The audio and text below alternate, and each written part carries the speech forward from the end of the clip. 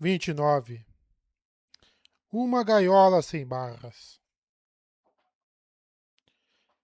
Comecei a buscar uma saída para esse paradoxo ao procurar a pessoa ideal para agir em meu nome. Alguém que incorpore tanto preservação quanto ruína. Uma espada, você poderia dizer, que possa tanto proteger quanto matar. Adolin ergueu os olhos ao ouvir o chamado do posto de vigia na frente da barca. Terra à vista.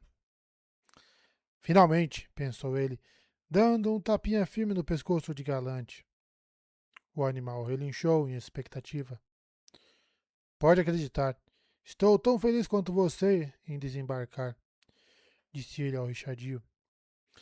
Adolin sempre gostara de viajar. Sentir a brisa livre no rosto, o céu hospitaleiro acima. Quem sabia que gostos e modas exóticas era possível encontrar no destino? Pegar um barco, contudo, era excruciante. Sem espaço para correr, sem uma boa área de treino. Um navio era uma gaiola sem barras. Deixou Galante e correu até a proa da barca. Uma tira escura de obsidiana quebrava o mar na frente, com luzes silenciosas brilhando acima. Não eram almas, mas velas de verdade, nas janelas de pequenos edifícios. Em Shadesmar, Esprenos pôde manifestar as contas que representavam a alma de uma fogueira e, ao fazê-lo, criavam chamas que forneciam luz, mas muito pouco calor. Outros se reuniram ao lado da barca e Godek se juntou a Adolin na pequena conversa superior. O magro dançarino de precipícios parecia tão ansioso quanto Adolin para sair do barco. Adolin o havia visto andando de um lado para outro mais de uma vez durante a viagem. Infelizmente, o lado responsável de Adolin, treinado durante anos com o pai, fez com que pedisse cautela. Não sabemos ainda qual é a situação naquela cidade, disse ele aos outros. Na última vez em que estive em Shadesmar, a primeira cidade em que entramos estava sob o domínio dos moldados. Devemos mandar alguns dos teceluzes até lá, usando disfarce, para servirem de batedores. Vocês não vão encontrar perigo lá, prometeu Wapan, esfregando nós dos dedos em um gesto curioso, o que originou um som semelhante a rochas raspando uma na outra. São terras livres. Nem esprenos de honra, nem moldados controlam aquele posto avançado.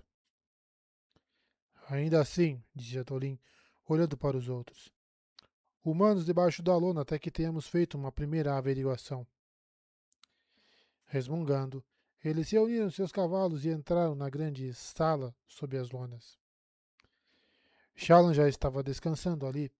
A maioria havia optado por colocar seus lençóis lá, onde as caixas altas de carga haviam sido empilhadas para formar vários recantos e cubículos.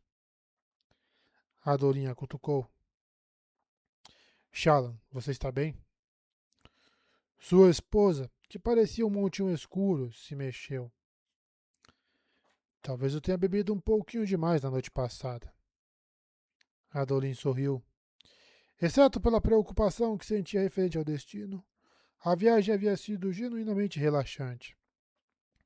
Tinha sido bom passar tempo com Shallan, e ele havia apreciado até mesmo as aparições de Radiante, que era uma excelente parceira em treino de combate, e de Vel, que conhecia um número aparentemente infinito de jogos de cartas. Caralho, o cara casou com um, levou três. Que B.O., hein? Alguns dos quais eram bons jogos Warrings, e outros... Bem, eles tinham uma influência do acaso grande demais para serem apropriados, mas eram mais divertidos do que a Dorinha havia esperado. Isso culminara com o Shallan surgindo com um excelente vinho roxo taileno, um antigo Kidsling na noite anterior. Como de costume, ela bebera alguns copos a mais que a Dolin. Shallan tinha uma relação estranha com a bebida, que variava de acordo com sua persona. Mas, como podia se livrar dos efeitos usando luz das tempestades, teoricamente nunca ficaria bêbada, a menos que quisesse. Ele não entendia por que às vezes ela ia dormir, como havia feito, arriscando uma ressaca matinal. Eu quero alguém para servir de batedor na cidade antes de entrarmos, falou Adorim. Você quer que eu envie? Eu vou, disse ela, saindo dos lençóis. Só um minuto. Como prometido, ficou pronta pouco tempo depois, usando uma terça iluminação que fazia com que parecesse um esplêndido de cultura. Ela levou o Vatai, um disfarce similar, e os dois desembarcaram com o Apan e seu primo para averiguar a cidade. O restante esperou sob a lona. Godek tateou os bolsos e tirou algumas esferas. Seu dinheiro pessoal parecia composto principalmente de claretas, já escurecidas àquela altura. Haviam avistado várias grandes tormentas. Ali, tempestades se manifestavam como luzes cintilantes no céu, mas as esferas não haviam se recarregado. Até mesmo o bron que eu trouxe está começando a se apagar, observou Godek, segurando a ametista para fornecer iluminação sob a lona. As gemas maiores que trouxemos provavelmente não vão durar até chegarmos à fortaleza, Luminobre. Adolin concordou. Haviam repassado o estoque de luz das tempestades dezenas de vezes antes de partir. Não importava como organizassem, não havia como chegar à integridade duradoura com luz das tempestades restante. Então, os presentes que haviam levado eram coisas que Sil dissera que seriam apreciadas. Livros recém-escritos, quebras-cabeças feitos de ferro, que serviriam de distração durante horas, e algumas armas. Havia uma maneira de levar luz a tempestades que durasse mais tempo. Os tailanos possuíam gemas que eram, devido à estrutura quase perfeita, capazes de manter luz a tempestades por muito tempo. A melhor delas havia sido usada um ano antes para capturar um dos desfeitos, e Jasna queria as outras para experimentos. Jasna havia mencionado algo mais sobre aquelas gemas quase impecáveis que a perturbava. Ela achava estranho que as gemas em circulação, como esferas, fossem sempre tão falhas que perdiam da luz rapidamente. Afirmou que elas deviam variar e que gemas mais perfeitas deveriam ser encontradas com mais frequência, mas que não era isso que acontecia.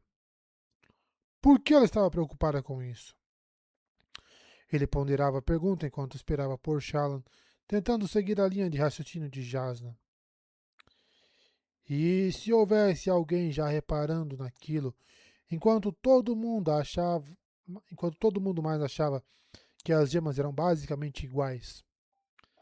Se alguém soubesse do valor supremo das gemas que podiam suportar a luz das tempestades durante longas viagens através de Shadesmar, essa pessoa poderia passar anos coletando-as. Ele franziu o senho, pensando. Por fim, olhou para Godek, que estava segurando um de seus brons cada vez mais apagados. Quando estivermos livres para ir até a cidade, leve a maior parte da nossa luz das tempestades e faça o que combinamos, disse Adorim. Troque-a por suprimentos para usar na próxima parte da viagem. Então gaste o restante para carregar a barca. O primo de Wapan esperaria na cidade para vigiar os suprimentos dele. O grupo de Adolin só precisaria levar o que usaria para ir e voltar de integridade duradoura, contanto que Shallan não encontrasse nenhum perigo ao investigar a cidade. Enquanto esperavam, Adolin percebeu que estava ficando cada vez mais ansioso. Sentia como se algo fosse desabar em cima dele. Teria a viagem sido fácil demais até ali? Matou o tempo assegurando o bem-estar de seus soldados e escribas. Como estavam todos bem dispostos, Adolin foi conferir Maia. Ela esperava sentada em um pequeno recanto no fundo da sala. E Adolin precisara pegar uma gema, uma safira espessa do tamanho do seu polegar, para iluminar o local e conseguir enxergá-la. Maia encarou a gema. Seus olhos haviam sido apagados pelos eventos da traição, como se algo houvesse os raspado, mas ela ainda podia enxergar. Fora cegada sem ficar cega. morta sem morrer. Os esprenos eram estranhos. Ei, chamou ele, agachando-se. Vamos para a terra firme em breve. Ela não respondeu, como de costume, embora ela tenha virado bruscamente a cabeça para olhar para fora da lona, quando um dos esposos passou. Também está ansiosa, né? Nós dois precisamos nos acalmar. Aqui. Adolin foi até onde suas coisas haviam sido armazenadas e pegou sua espada longa, depois assumiu postura de luta.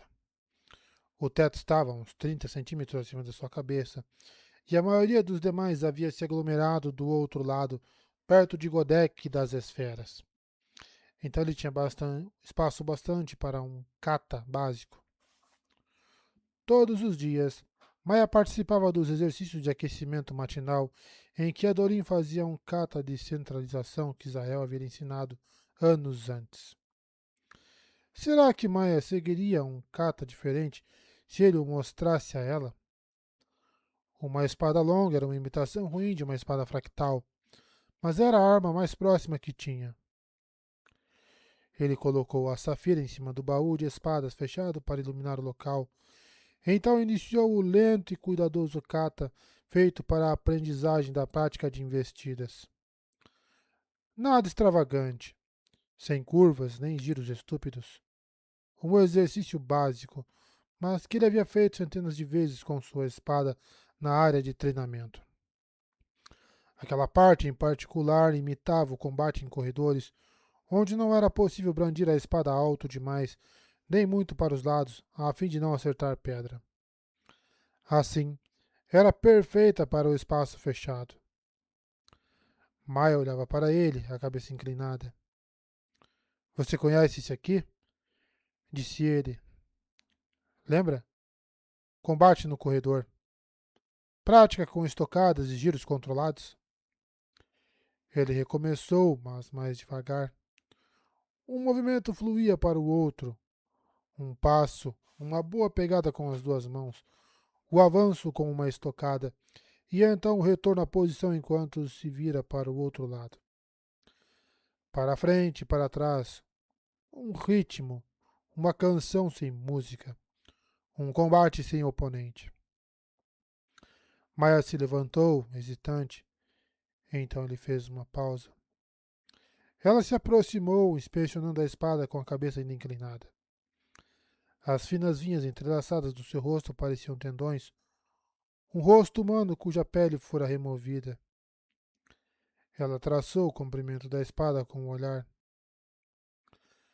Adolin voltou à posição inicial. Com cuidado, Maia fez o mesmo ao lado dele.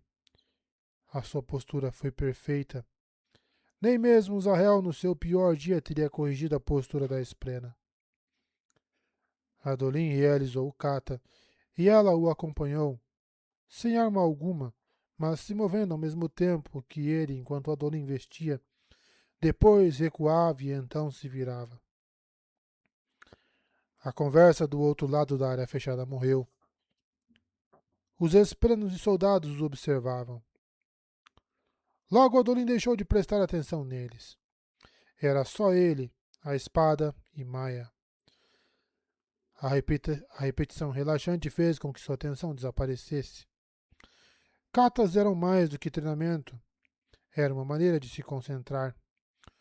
Todos os espadachins iniciantes deviam aprender aquilo, quer pretendessem combater em duelos ou liderar um ataque no campo de batalha. Adolin sentia a pena daqueles que nunca haviam experimentado a paz centralizadora do treinamento. Ela aplacava até a mais poderosa das tempestades. Depois de algum tempo, Adolin não sabia dizer quanto, Shala entrou no abrigo. Havia desfeito a terça iluminação, então obviamente não achava que eles corriam perigo. O Apan, contudo, olhou para Maia, as rachaduras em sua pele derramando luz derretida sobre o convés e na parte inferior da lona. Adolin finalmente parou e Maia fez uma pausa ao lado dele. Enquanto ele relaxava e enxugava a testa, ela se acomodou de volta no seu pequeno cubículo. O Apan se aproximou coçando a cabeça em um gesto distintamente humano. Outro kata? Isso é mais do que simples treinamento. De verdade, você precisa me contar. Como fez isso? A cada dia, o treinamento que aplica a ela se torna mais notável. Adolin deu de ombros, agarrando uma toalha que Felt lhe jogara. Ela se lembra das vezes em que treinamos juntos como homem e espada. Ela é um olho morto. Foi morta milhares de anos atrás. Não pensa.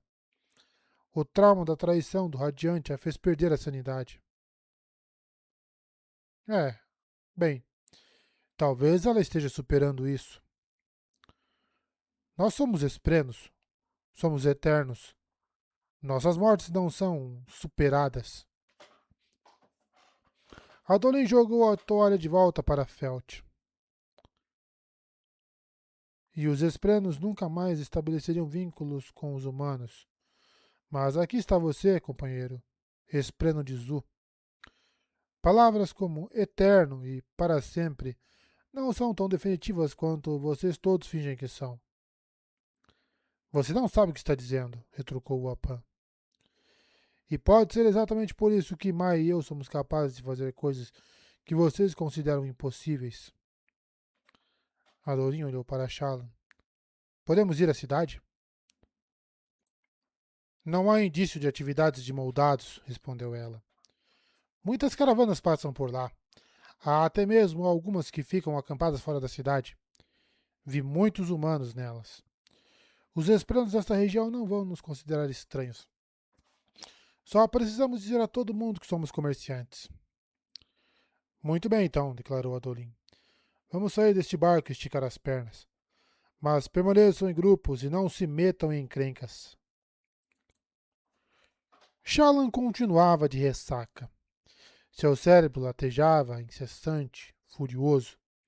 Uma acusação do tipo: como você ousou fazer isso? Ela temia a possibilidade de, agora que haviam chegado à Terra, atrair esprenos de dor que podiam ser perigosos. Isso é culpa sua, Vel. Você teve coragem de nos deixar dormir sem queimar o vinho com luz? Acusou Radiante. Eu não estava pensando direito. Isso é meio que um motivo para se beber, retrucou Vel.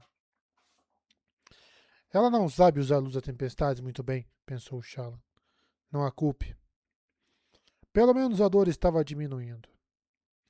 Quando sugou a luz da tempestades para usar seu rosto ilusório, parte da ressaca se foi. A luz da tempestades era preciosa, contudo, e ela havia usado apenas o que precisava para manter a ilusão. Talvez pudesse gastar mais um pouco. Não. Nós devemos sofrer. É nossa punição por abusar da bebida, pensou Radiante. Não é culpa de Shallan. Ela não deveria ter que sentir dor pelo que eu fiz, reclamou Vel. Eu também bebi uma boa quantidade. Então vamos esquecer isso, declarou Shallan. Os outros, ansiosos para sair e ver a cidade, se dividiram em equipes, embora Adolin esperasse por ela. Desceram no cais simples de pedra e foram para a cidade, embora cidade fosse um termo generoso para o local. Ela, ela conseguira passar por todas as 4 ruas em menos de meia hora. A vilinha. Ainda assim, embora pequeno, o lugar apresentava uma variedade chocante de esprenos, a maioria dos quais era parte das 5 ou 6 caravanas que estavam acampadas ali no momento. Mesmo que fosse a segunda vez que passava pela área, ela conseguiu identificar 6 variedades. Havia capturado algumas lembranças para sua história natural e pretendia voltar e conseguir mais algumas. Além disso, havia humanos em algumas caravanas. Quem eram eles? Como haviam chegado daquele lado? Seriam de outras terras, como Azuri? Ela desejava sair de novo e inspecionar mais de perto. Só que, você sabe, disse Vel. Ela sabia. Aquilo podia ser uma chance de, depois de 2 semanas de viagem, finalmente ter algum tempo sozinha. De fato, os marinheiros de Unativi estavam tirando a sorte para determinar quem ia ficar na barca para guardá-la. Talvez. Vão em frente, disse Vel, pegando o chapéu pendurado às suas costas pelas fitas no pescoço e vestindo-o de modo que Adolin soubesse quem ela era. Já tive uma chance de esticar as pernas. Acho que vou descansar um pouco mais. Você, você devia beber menos, comentou Adolin. Ela o cutucou no ombro. Você devia parar de falar como seu pai. Golpe baixo, Vel. Ele fez uma careta. Mais entendido. Cuide das nossas coisas. Ele foi e buscou Maia, que o seguiu quando solicitada. Devia achar que ela precisava se exercitar ou algo assim. Adolin era um pouco estranho com aquela esprena. Acho fofo como ele se importa com ela, pensou Shallan. Talvez fosse mesmo, mas era estranho também. Vel se aproximou de Unativi. Vocês todos podem ir se quiserem, disse ela ao grupo de esprenos rochosos. Vou ficar de qualquer jeito, então posso vigiar a barca. Unativi olhou para ela atentamente, a luz em seu interior derretido brilhando mais forte entre as rachaduras da pele. Você fica? Por quê? Ela deu de ombros. Já tive minha chance hoje. Vocês todos podem ir. A barca não precisa de mais de um guarda. Não é como se houvesse qualquer perigo aqui, certo? Se houver, você é adiante. Melhor em encará-lo do que um espreno rochoso. O nativo se virou para seus marinheiros, que pareciam entusiasmados. 2 semanas na mesma barca deixava qualquer um entediado com a paisagem, até mesmo marinheiros. Putz, não dá nem para pescar, hein? Em pouco tempo, Vel se viu abençoadamente sozinha. Até então, só havia escapado dos outros para usar o reservado na seção escondida por uma cortina abaixo da lona. Até mesmo aquilo havia sido desconfortável. Ela. Hum. Ela girou e viu que Padrão, claro, ainda estava ali, encarando-a. Vai entrar em contato com Mreisevel? Perguntou ele com uma voz animada. Hum. Sim, ia. Todas as três concordavam que precisavam falar com ele, mas a facilidade com que Padrão reconheceu seu plano foi incômodo. Fique aqui e certifique-se de que ninguém vai me interromper. Ah, eu não posso ouvir? Seu padrão ficou mais lento, parecendo quase murchar. Eu gosto de Mraze. Ele é muito estranho. Seria melhor se alguém ficasse vigiando para mim, disse Vel, então suspirou. Embora talvez seja bom que você ouça Mraze também. Pode identificar algo inverídico no que ele disser. Eu acho que ele não diz coisas totalmente inverídicas, argumentou o padrão. O que faz das mentiras dele as melhores. Hum. Mas não sei dizer se algo é uma mentira automaticamente. Posso só apreciá-las melhor do que a maioria quando percebo que são. Bem, de acordo com a experiência de Vel, ele era mais perspicaz para notar subterfúgios do que muitos humanos. Acenou para que Padrão se juntasse a ela debaixo da cobertura, e ainda feliz por estar quase sozinha. Parte dela estava preocupada com aquela emoção. Levara uma vida dupla praticamente durante todo o tempo em que conhecera Adolin, e isso desgastava Shallan. Pior, mentir para si mesma se tornara algo tão arraigado que já era natural. Isso é um problema, Shallan, pensou Vel, voltando ao baú. Estou melhorando, retrucou Shallan. Nenhuma persona nova em mais de um ano. E sem forma, interpelou Radiante. Sem forma não é real. Não ainda, pensou Shallan. Nós estamos quase saindo do meio dos sangue espectros. Mais uma missão e acabou. E sem forma não vai se manifestar. Vel tinha suas suspeitas e precisava admitir que ela mesma era grande parte do problema. Shalom idealizava como um véu conseguia levar a vida de um jeito tão relaxado, sem se preocupar com o passado, nem com tudo o que havia feito. De fato, Shalom confundia essa postura com a vida que os sangue espectros levavam. Uma vida que ela estava começando a invejar. Consiga respostas, pensou Shalom. Pare de pensar nisso. Nós precisamos entrar em contato com Mnesia antes que fiquemos sem tempo. Vel suspirou, mas posicionou o padrão perto da frente da abertura da área sob a lona. Ele conseguiria ouvir a conversa de Mnesia, mas avisaria se alguém se aproximasse da barca. Ela destrancou seu baú pessoal. Então hesitou. Deixou que Shalom assumisse o controle por alguns momentos, o bastante para ter certeza. Então hesitou. Deixou que Shalom assumisse o controle por alguns momentos, o bastante para ter certeza. Sim, pensou Shalom. Ele foi movido de novo. Haviam conferido todos os dias desde a primeira ocasião, e aquela era a segunda vez que o cubo havia sido movido. Na noite em que Vel se embebedara. Dentro dela, Radiante grunhiu, irritada. Sinto muito, pensou Vel, assumindo o controle. Mas não podemos vigiar essa coisa o tempo todo. Além do mais, nós queremos que o espião se sinta confortável para pegá-la, certo? Assim a gente tem mais chances de surpreendê-lo. Mesmo assim, ela não podia negar que era esquisito saber que alguém havia entrado ali e usado o cubo enquanto ela estava roncando a uma curta distância. Vel ergueu o objeto e o inspecionou. Exceto por ter sido guardado de tal maneira que uma face diferente tivesse ficado virada para cima, não parecia nem um pouco diferente. Como ativá-lo? Mraze dissera para usar o nome dele. Preciso falar com Mraze. Na verdade, esse é o título dele, não o nome. Os cantos do cubo começaram a brilhar devido à luz forte no interior, como se o metal fosse mais fino nas arestas. Eu o conheço, disse o cubo. E Vel se sobressaltou. Você sabe falar?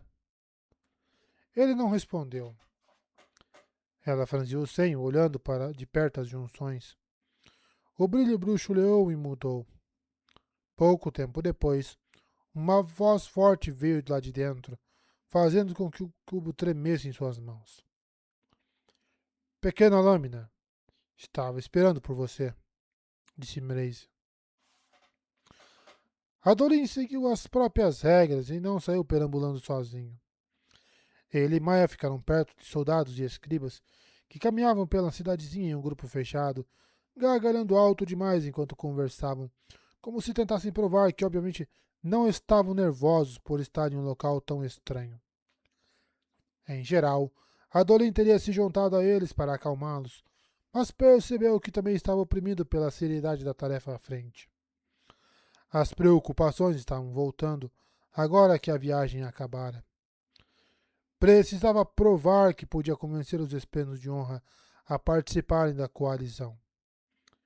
Depois de fracassar em Colinar, ele só precisava fazer aquilo. Não pelo pai, pela coalizão, pela guerra, por sua terra natal. Tentou se concentrar no próximo passo, que envolvia obter suprimentos naquela parada. O lugar era basicamente um mercado, projetado para suprir caravanas e navios mercantes. Como em Celebrante, a outra cidade de Esprenos que havia visitado. A maioria dos edifícios era feita de uma mistura de tipos de pedra de inúmeras cores, materiais de construção manifestados. Pedras e metais de verdade eram muito valiosos ali, já que precisavam ser transportados através de um portal como os sacros portais. A arquitetura dos edifícios não passava de uma sensação de coesão. Influências azistianas eram mais comuns, mas os esplanos se apropriavam de tudo, então acabavam com uma coxa de retalhos de desenhos e estilos. A maioria daqueles que cuidavam das lojas pareciam ser esplanos de cultura. Gritavam ofertas em azistiano e aletiano, oferecendo água fresca ou comida que sabiam que os humanos podiam querer.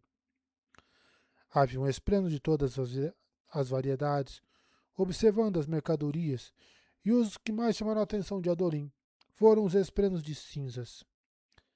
Pareciam pessoas, mas a carne se esfarelava em determinados pontos, expondo os ossos. Adolim estava passando por uma espina de cinzas quando ela estalou os dedos, fazendo com que toda a mão feita de cinza fosse soprada para longe e desaparecesse, e depois voltasse a crescer rapidamente. Ele identificou até um par de grãos esplenos que pareciam rasgos no tecido da realidade em forma de pessoas. Passou longe deles, embora parecessem apenas comerciantes. As roupas dos esplanos eram tão ecléticas quanto seus materiais de construção. Adolim passou por um espleno rochoso que, para sua surpresa, usava um casaco de uniforme vedeno sobre um chale taxicano. Deveria dar uma impressão espalhafatosa, e sem dúvida Adolim nunca teria usado as duas peças juntas, mas ele não achou ruim. Os esplanos haviam pegado roupas humanas e se apropriado delas. Por que deveriam seguir as tendências de reinos de outro mundo? Desse modo, havia algo inovador e interessante na moda local, como o trabalho de um artista talentoso, mas sem treinamento. Eles haviam inventado combinações que nenhum membro da cultura de Adolin ousaria imaginar. Contudo, pensou ele, passando por um espleno alto e elegante de um tipo que não reconheceu, alguém deveria explicar àquele ali para que usamos um protetor genital no nosso mundo. Os soldados pararam para dar uma olhada em uma loja de armas, embora ele houvesse avisado que não deviam confiar em armas manifestadas. Ainda assim, era difícil não olhar para a enorme variedade de espadas à mostras. No reino físico, uma espada de boa qualidade era cara, e as pessoas quase sempre se surpreendiam com o valor de até mesmo uma espada de cintura cotidiana. Mas, ali, manifestar uma espada consumia mais ou menos a mesma quantidade de luz das tempestades necessária para manifestar um tijolo. Então era possível encontrá-las em barris ou empilhadas em frente às lojas. Aquele comércio bizarro sem dúvida deixaria Shallan fascinada. Ele ouvira falar que eles guardavam gemas quase perfeitas em bancos de esprenos, armazenando vasta quantidade de luz das tempestades para uso futuro. E, claro, ter tantos humanos por perto havia atraído pequenos esprenos de emoções que eram equivalentes a animais em Shadesmar. Esprenos de glórias uniam acima, e esprenos de medo se encolhiam em becos como grandes enguias com múltiplas pernas e longas antenas bulbosas. Um longo espreno voador, com bigode e corpo gracioso, pousou no topo de um edifício, então saltou, ejetando uma explosão de minúsculos fragmentos cristalinos que caíram e desapareceram. Seria um espreno de paixão? Ele precisava contar para Shallan. Adolin se voltou para a barca distante onde a esposa havia ficado. Maia parou diligentemente ao lado dele, mas não deixou de encarar o nada com seus olhos raspados. Eu queria saber por que ela ficou lá. É estranho que ela tenha desejado descansar quando há tanto para ver, comentou Adolin. Maia não respondeu. Isso não o impedia de conversar. Ela tinha um ar relaxante. Vel deve estar no controle. Aposto que está preocupada que alguém roube nossas coisas. Shallan falou que as outras duas existem para protegê-la ou ajudá-la. E eu vejo isso. Quero entender. Não quero ser como os outros que sussurram que ela é louca e dão risada. Ele olhou para Maia, que o encarou de volta. É bobagem minha ter ciúmes do tempo que Vel controla, não é? Shallan criou Vel como uma ferramenta. É só que eu não sei se estou fazendo isso direito. Não sei como dar apoio a ela. Ele não era muito bom em relacionamentos. Nunca fora. Pôde admitir aquilo para si mesmo agora. Tivera 1 milhão deles e todos haviam desmoronado. Então a maioria do que sobrou foram as experiências do que não fazer, mas muito pouco do que fazer. Queria acertar. Amava Shalon, em parte devido às excentricidades da esposa. Ela parecia vivaz de uma maneira diferente de todos os outros. Além disso, também era mais autêntica. Cheia de personas e cobertas de ilusões, mas, incrivelmente, parecia mais real devido a tudo isso. Adolin se demorou, pois não queria ficar muito à frente dos outros, e sentiu vontade de enfiar as mãos nos bolsos. Infelizmente, os bolsos daquele uniforme estavam fechados com costuras. As calças ficavam mais bonitas desse jeito. Ele sabia por que estava se sentindo tão abatido. Ver outro assentamento de esplenos o fez lembrar a última vez que estiveram em Shadesmar, quando havia sido forçado a deixar Elrocar morto no seu palácio, a cidade caída. Pior, Adolin havia acidentalmente abandonado suas tropas para enfrentar a invasão, enquanto ele foi parar em Shadesmar. Não era de ficar ruminando o passado, mas... Raios! Se havia um homem que merecia um lugar na nação, era um general que abandonava seus homens para morrer. Adolin saiu daquele estado quando percebeu que Mai estava olhando para o lado, concentrado em alguma coisa. Isso, por si só, já era estranho, uma vez que ela não costumava prestar muita atenção nos arredores. No entanto, quando ele se aproximou, viu o que a deixara imobilizada. Outra olho morto. Aquela era uma críptica, parada ao lado de uma loja. Crípticos não tinham olhos, mas não havia dúvida que a criatura sofrera o mesmo destino de Maia. O padrão havia parado por completo. As linhas normalmente graciosas se retorciam e se viravam em direções irregulares, como dedos quebrados. A mesma marca estranha de algo raspado havia desfigurado seu centro. Maia soltou uma espécie de ganido grave, vindo do fundo da garganta. Sinto muito. Eu sei que é perturbador. Vamos passar rápido, disse Adolin. Ela o segurou pelo braço quando ele tentou se afastar, o que o deixou chocado. Isso também pareceu surpreendê-la, já que Mai olhou para as suas mãos no braço dele e inclinou a cabeça para o lado. Ela continuou o segurando e se voltou para a críptica olho morto, puxando Adolin. Era como se quisesse dizer alguma coisa. Seus homens ainda estavam fazendo compras, então Adolin se virou para a direção que Maia queria, indo para a loja com a olho morto. Como a maioria dos estabelecimentos que viram em Shadesmar, aquele era aberto dos lados, um toldo diante de um pequeno edifício onde os comerciantes provavelmente moravam. Não havia tempestades com que se preocupar, então as estruturas tendiam a ter projetos adaptados ao ar livre que faziam Adolin se sentir exposto. O lojista era um espleno de tinta. Adolin ouvira falar que havia menos deles do que de outras variedades e que costumavam ser reservados.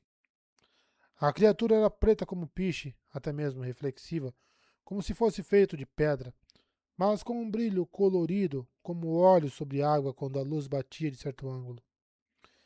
Vendia livros que mantinha organizados cuidadosamente em prateleiras, não em pilhas, como muitas outras lojas. Organizado do jeito certo. Você é aletiano, observou ele, inspecionando Adolin. Falava com um agudo sotaque anasalado. E é macho. Não precisa de livros. Isso é. Eu gostaria de perguntar sobre a sua olho morto, disse Adolin, indicando a críptica. Uma amiga ela era, comentou o lojista em um tom brusco. Na época em que havia radiantes?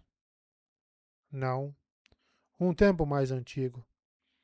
Minha parceira nos negócios outrora. Ele franziu o senho. Você sabe algo sobre isso, mano? O perigo que é? Que perigo? Novos olhos mortos, disse o comerciante balançando a cabeça. Radiantes não deveriam ter começado de novo. Você sabe o que essa coisa é? Como no seu reino, não? Eu não sei de nenhum radiante que rompeu seus votos. Você tem certeza disso? Perguntou Adolin. O espremo de tinta apontou para a amiga. Ela foi minha parceira por muitos séculos. Partiu 10 anos atrás para se juntar a outros que caçavam radiantes. No ano passado, encontrei-a assim, sozinha em uma ilha muito ao leste. Ela insistiu em vir para essa direção, ou pelo menos caminhou nessa direção sem parar. Então eu montei a loja aqui. Você tem certeza de que ela ficou assim recentemente? Perguntou Adolin. Minha memória não é defeituosa. É isso que vocês fazem? Matar esprenos. Deviam sentir vergonha. Ele olhou para Maia. Essa é outra que você matou? Claro que não. Adolin parou de falar sem querer revelar demais. Havia instruído a todos que fossem circunspectos. Mas uma nova a olho morto parecia impossível. Talvez. Talvez algum manipulador de fluxos novo e jovem nos cafundós de Bavalândia tivesse ficado sem apoio nem amigos e rompido seus juramentos. Não era inimaginável. Quanto mais aprendiam, mais percebiam que Kaladin, Jasna e Shallan não haviam sido os únicos a formar novos laços de radiantes nos últimos anos. Houvera uma revolução se espalhando por toda Roshar, em que Esprenos sentiram a chegada da tempestade eterna e alguns deles voltaram a se conectar com humanos. Ele não conseguiu nada além de frias acusações do Espreno de Tinta, então voltou para a rua e Maia permitiu. Teria ela percebido que aquela olho morto era estranha? Foi por isso que quis que ele entrasse e conversasse com o comerciante? Adolin se juntou aos seus homens, mas parou quando viu Godek e seu espremo se aproximando apressados pela rua. O ex-fervoroso se movia de um jeito gracioso ao chegar e se curvar em um movimento fluido. Luminobre, acho que o senhor vai querer ver isso. O quê? Não é outro espenulho morto, é? Não, são os humanos, respondeu Godek.